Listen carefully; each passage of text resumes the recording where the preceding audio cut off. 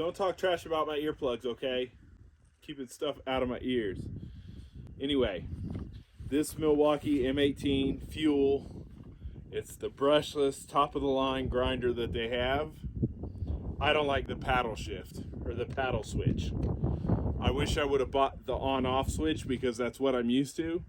At this point, from having to white knuckle it as I'm doing it to keep the paddle pulled in, my arms are getting tired from it. Whereas before, I could turn it on and hold it all the different directions and everything else. I wasn't limited to this.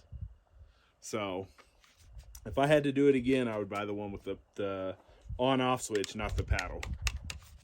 This is safer, but